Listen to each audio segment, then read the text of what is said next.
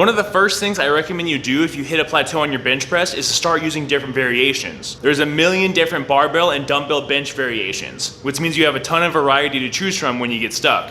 I recommend picking only 1 to 2 new variations and keep progressing on them for a while. Let's say you're doing the standard bench press now. You can switch it out for close grip bench to train the triceps harder, while also throwing in an incline dumbbell bench to train the chest more. This new variation is going to allow you to build more muscle mass and strength as opposed to just hammering the standard barbell bench press forever. And one thing you should definitely do is stick to the new variation until you stop making progress with them. There's no reason to change your program up or change exercises until you start plateauing again, because you're going to miss out on some really easy gains that you'd be able to get if you just stuck with it for a little while longer. But once you inevitably do hit that plateau, you can switch to another variation, or you can switch back to your standard barbell grip and see where you're at. By doing this, you can see what exercises are actually driving your bench press by switching 1 to 2 variables at a time. Next step, we have benching more often and using different rep ranges. The bench press is one of those exercises that tends to respond better to higher volume training, similar to the overhead press. If you've been stuck in a training rut for a while and you're only benching once per week, try 2 times per week and see how that works. If you've been benching 2 times per week, you can push it up to 3 times per week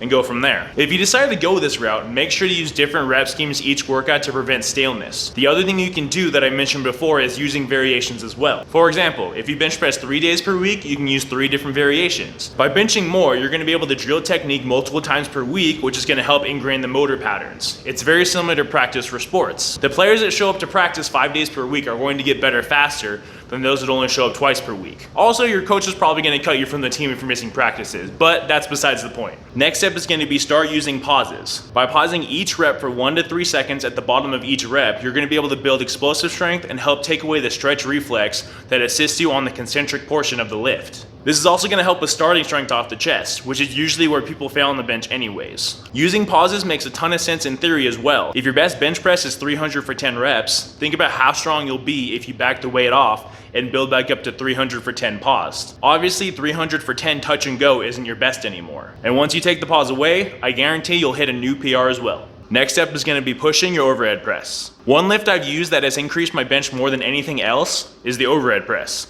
The stronger your overhead press is, the stronger your bench press is going to be. It helps build the shoulders, triceps, and upper back, which are all incredibly important to build a stronger bench press. Also, consider using the standing pause overhead press to get the most out of the movement as well. Just think about it like this. Say you can bench 300 plus pounds on the bench press, but you're only able to overhead press around 100 pounds. Imagine if you doubled that. Imagine if you got to a 200-pound overhead press. I guarantee, even without benching, your bench press is going to get stronger than 300 plus pounds. If you get the main muscle group stronger, then the actual main movement that uses those muscle groups is going to get stronger as well. If you're getting some value from this video, definitely consider subscribing and hitting the notification bell so you don't miss anything. Also, leave a comment down below with what you've done to build your bench press the most, so that way you guys can start a discussion in the comments below and we can all get better together. Let's get back to the video. This is probably the most important thing if you're trying to build your bench press, and that is using leg drive and making sure you have proper upper back stability. I shouldn't have to say this, but the bench press isn't just an upper body movement, it's a full body one. Just like the overhead press, squat, and deadlift, your entire body needs to be strong and stable to move maximal weights in the bench press. The 2 main things that a lot of people get wrong from what I've seen in commercial gyms is upper back stability and leg drive. Most people I've seen that are setting up for the bench press simply flat down on the bench with a flat back, put their feet wherever, and then proceed to unrack the bar and do whatever with it. This isn't just a bad way to bench press, it's also a great way to get injured and make sure you never hit your strength potential on the bench press. To remedy this, you want to make sure you're digging your traps into the bench and getting into a slight arch. You don't need to look like you're an extra in The Exorcist and get a massive arch that is eliminating your whole entire movement pattern. You've seen this on Instagram before with girls that they say they bench press a lot, but they're arching so high that the bar is moving like a centimeter basically. Don't do that. At the same time, you want to make sure you're incorporating leg drive to push your legs down into the ground and create a stable platform to push off of. This is going to allow you to generate the most power and transfer it directly to the barbell. To learn more about how to set up properly on the bench press and also how to use leg drive efficiently,